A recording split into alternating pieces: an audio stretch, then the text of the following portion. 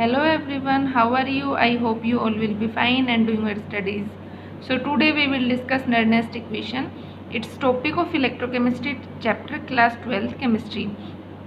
So हमने अब तक क्या पढ़ा था? हमने पढ़ा था कि जो इलेक्ट्रोड पोटेंशियल है नॉर्मल किसी सेल के लिए, जब हमारे पास गिवन हो कि कंसंट्रेशन, जब हमारे पास गिवन ना हो या फिर ऐसा दे रखा हो कि कंसंट्रेशन 1 मोलर है, मतलब स्टैंडर्ड कंडीशन लेते हैं हम 1 मोलर कंसंट्रेशन एंड टेम्परेचर है 298 केल्विन, 25 डिग्री सेल्सियस क्या है टेम्परेचर। इसके ऊपर अगर हम सेल पोटेंशियल निकालते हैं, ठीक है, उसके लिए तो हमारे पास सीधा सीधा फॉर्मूला क्या हो जाता है, ये अगर हमें सेल निकालना है, सेल पोटेंशियल निकालना है, तो हम क्या करेंगे, कैथोड का पोटेंशियल माइनस एनोड का पोटेंशियल, ई एनोड, है ना। अब ये हमारे पास गिवन होते हैं, स्टैंडर्ड स्टेट में होते हैं। कैथोड मान लो किसी भी चीज़ का बना होता है, हमारे पास मान लो हमने कॉपर को कैथोड माना हुआ है, कॉपर का इलेक्ट्रोड है वो हमारे पास कैथोड है, तो ई कैथोड की वैल्यू हो जाएगी 0.34 माइनस ई एनोड मान लो हमने जिंक लिया हुआ है, तो जिंक की वैल्यू क्या होती है, ई एनोड की वो होती है माइनस 0.76। तो यहाँ से हमारे पास ई सेल हम निकाल लेते हैं। ये कब होता है, सिंपल फॉर्मूला है, ये कब यूज़ होता है, जब हमारे पास कंसंट्रेशन 1 मोलर हो एंड टेम्परेचर 298 केल्विन हो। बट कई बार हमारे पास जो क्वेश्चंस होंगे, न्यूमेरिकल्स होंगे, उसमें क्या होगा कि कंसंट्रेशन हम 1 मोलर से डेविएट कर देते हैं। हमारे पास कंसंट्रेशन 1 मोलर ना होके ऊपर या नीचे होती, मतलब मान लो हमारे पास कंसंट्रेशन गिवन है 0.01 मोलर, ठीक है, एंड टेम्परेचर 273 केल्विन दे रखा है, तो इस स्टेट पर हमारे पास ये वाला फॉर्मूला अप्लाई नहीं होगा। इसके लिए हमें क्या यूज़ करना पड़ेगा, नर्नेस्ट इक्वेशन, ठीक है। तो नर्नेस्ट इक्वेशन के अकॉर्डिंग अगर हमें ई सेल निकालना है, तो according to Nernst equation E cell क्या होती है, ई सेल हमारे पास होता है E naught cell minus R T upon n F natural log of concentration of product upon concentration of reactant, ठीक है। ये हमारे पास क्या होता है, नर्नेस्ट इक्वेशन का फॉर्मूला होता है, हम ये वाला फॉर्मूला यूज़ करते हैं। अब यहाँ पर कंसंट्रेशन ऑफ प्रोडक्ट और कंसंट्रेशन ऑफ रिएक्टेंट, इसको समझता है ये चीज़ क्या है।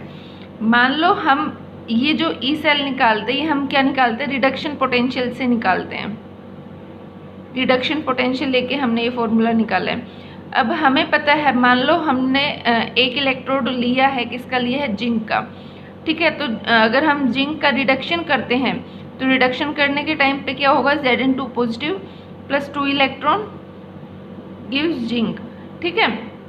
रिडक्शन है, रिडक्शन क्या होता है, रिडक्शन को हम RIG से याद कर सकते हैं, reduction is gain of electron, reduction is gain of electron, ठीक है। तो रिडक्शन में क्या है कि जिंक 2 पॉजिटिव ने 2 इलेक्ट्रॉन गेन किए और हमारे पास Zn बन गया।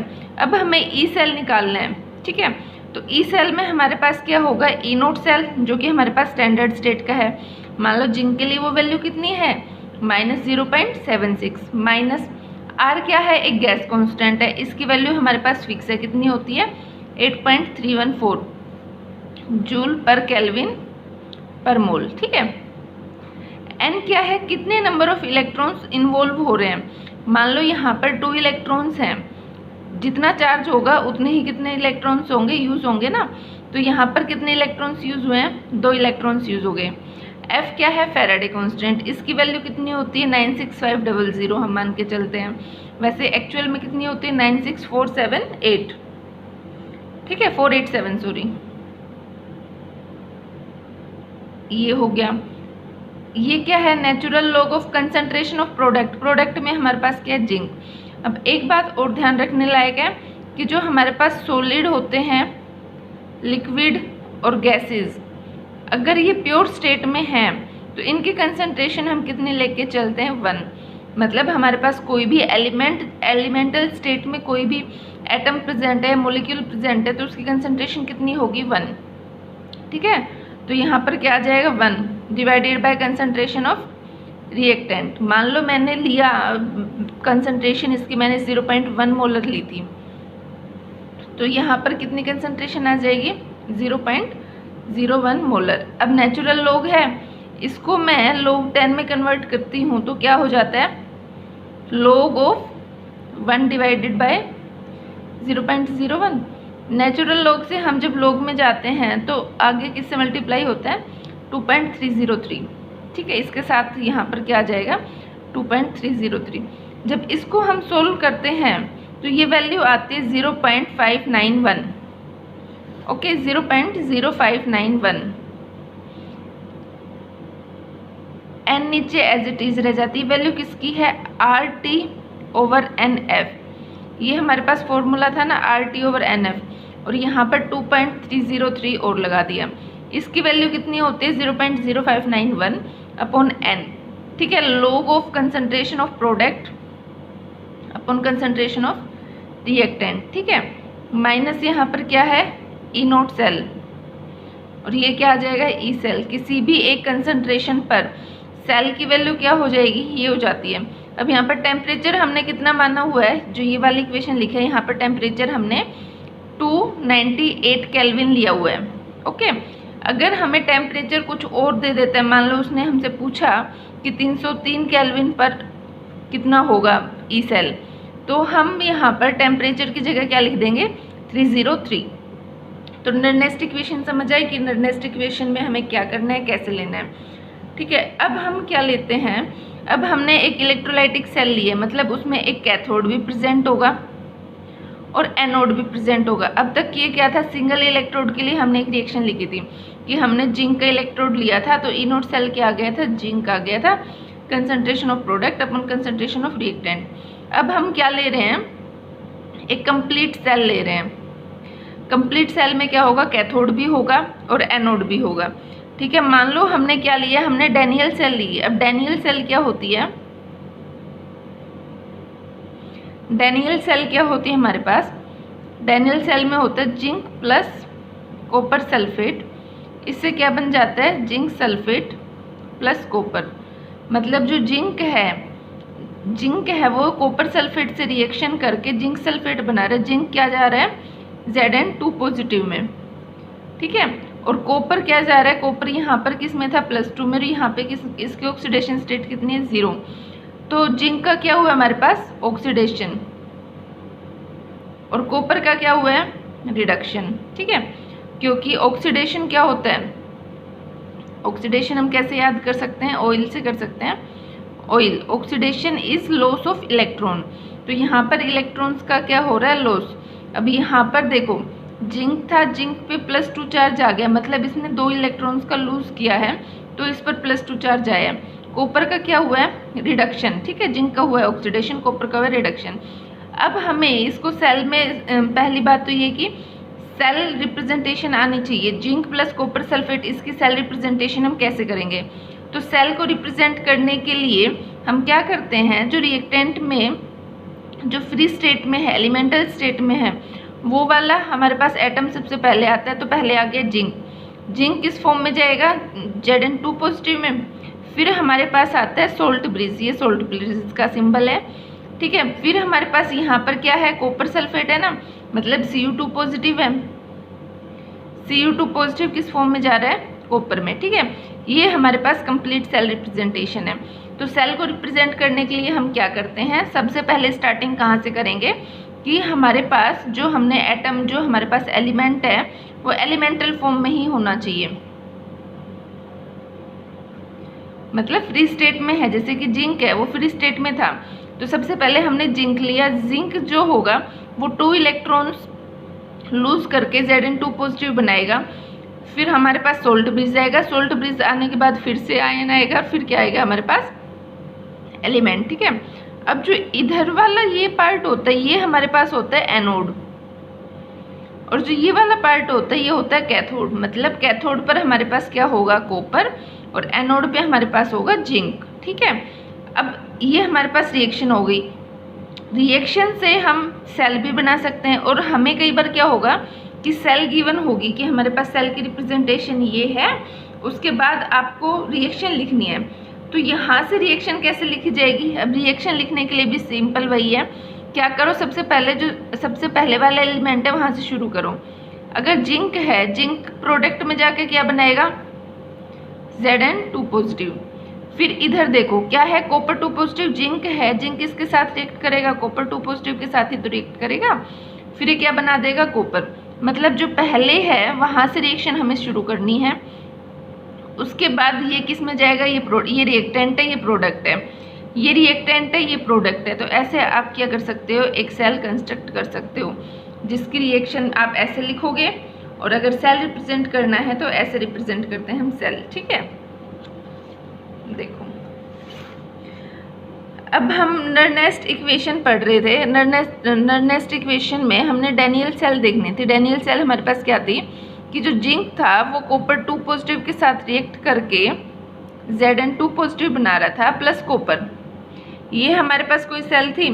अब हमें पता है कैथोड पर क्या है, कैथोड पर क्या डिपॉजिट होगा, वो जानने के लिए हम क्या करेंगे, पहले इसको सेल की फॉर्म में रिप्रेजेंट करेंगे। अगर हम इसको सेल की फॉर्म में रिप्रेजेंट कर रहे हैं तो कैसे करेंगे,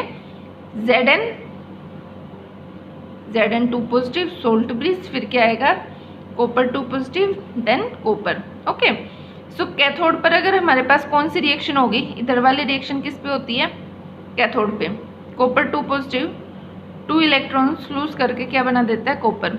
अब इसके लिए मुझे अगर नर्नेस्ट इक्वेशन लिखनी है तो E of copper 2 positive to copper क्या हो जाएगी, E0 minus RT upon NF natural log of concentration of product, copper की कंसंट्रेशन कितनी लेंगे 1 upon concentration of reactant copper 2 positive. ठीक है, इसी तरह एनोड पर हमारे पास क्या होगा, एनोड पर Zn2 positive plus 2 electrons gives to zinc. अब यहाँ पर एक बात ध्यान देने लायक है कि हमारे पास रिएक्शन तो ऐसे हो रही है, बट हमने इसको रिप्रेजेंट कैसे किया है, इस फॉर्म में किया। रिएक्शन एक्चुअल में ऐसे हो रही है, तो ये क्यों किया है, क्योंकि हमें रिडक्शन पोटेंशियल ही लेना है। रिडक्शन पोटेंशियल के लिए रिडक्शन हाफ वाली रिएक्शन लेनी है जिसमें रिडक्शन हो। अब ये हमारे पास क्या है, रिडक्शन है, E of Zn2 positive to Zn क्या हो जाएगा, E0 of Zn2 positive to Zn minus RT upon NF natural log of 1 over concentration of Zn2 positive. ठीक है, अब हमें क्या निकालना है, हमें निकालना है सेल पोटेंशियल कंप्लीट सेल का। ये क्या है, एक इलेक्ट्रोड का है, ये क्या है, दूसरे इलेक्ट्रोड का है। कंप्लीट सेल किससे बनेगी, कैथोड प्लस एनोड से। ठीक है, तो कंप्लीट सेल का सेल पोटेंशियल क्या होगा, सेल पोटेंशियल निकालने के लिए हम क्या करते हैं, E cathode minus E anode करते हैं। अब कैथोड पर हमें पता है क्या है, कॉपर है, तो क्या हो जाएगा सेल पोटेंशियल हो जाएगा E0 of copper 2 positive to copper, ठीक है, minus RT upon NF natural log of 1 over copper 2 positive. अब देखो माइनस एनोड पर क्या है हमारे पास, जिंक है, तो जिंक के लिए भी सेम आ जाएगा, E0 of Zn2 positive minus Zn minus RT upon NF natural log of 1 over Zn2 positive. अब इसको सॉल्व करते हैं आगे, तो हमारे पास E0 copper of 2 positive copper minus E0 of Zn2 positive to Zn minus RT upon NF natural log of, देखो minus minus जाके क्या हो जाएगा, ये तो हो गया प्लस का। ठीक है, ये वाला किसका हो गया, प्लस का, और ये वाला किसका है, माइनस का।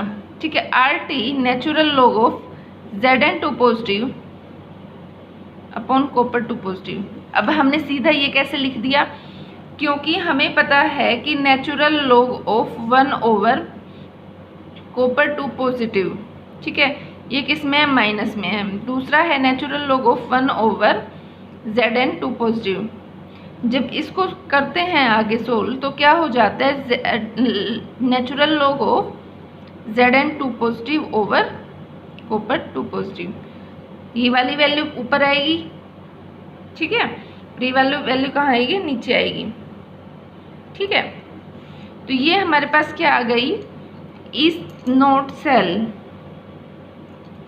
ई नोट सेल क्या हो गया, E naught copper 2 positive minus Z n 2 positive, ये क्या है ई सेल,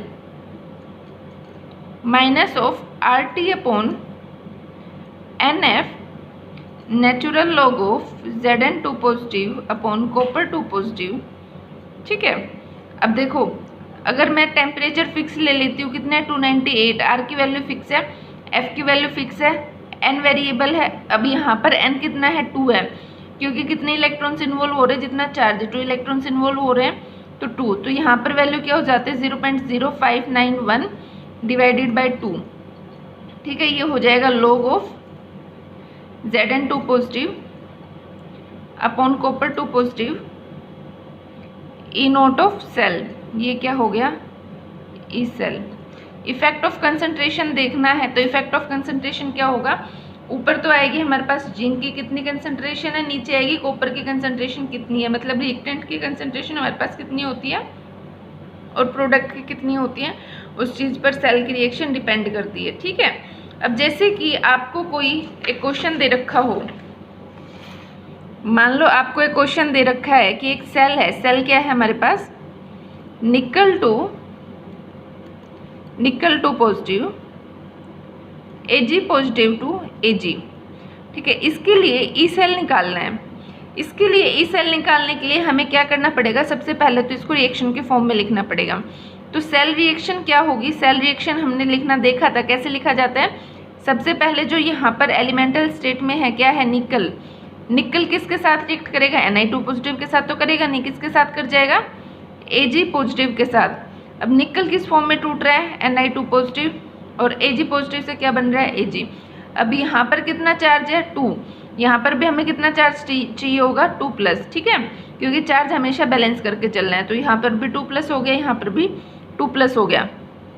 अब हमें अगर ई सेल निकालना है तो ई सेल क्या हो जाएगा, E naught cell minus R T upon n F natural log of concentration of product. अब देखो प्रोडक्ट में दो दो चीज़ें हैं, बट हमें पता है कि इसकी कंसंट्रेशन कितनी हो जाएगी, हम कितने लेके चलते हैं 1। ठीक है, तो क्या बच जाएगा निकल 2 पॉजिटिव, और नीचे क्या आ जाएगा Ag पॉजिटिव। अब एक बात ध्यान रखना कि Ag पॉजिटिव जो है उसके आगे जो वैल्यू होते हैं, जो इसका स्टोइचियोमेट्रिक कोफिशिएंट होता है, वो इसकी पावर में चला जाता है। ठीक है, Ag पॉजिटिव की क्या हो जाएगी 2। मान लो मैंने कंसंट्रेशन इसकी 0.1 मोलर ली है, तो यहाँ पर क्या हो जाएगा 0.1 मोलर का।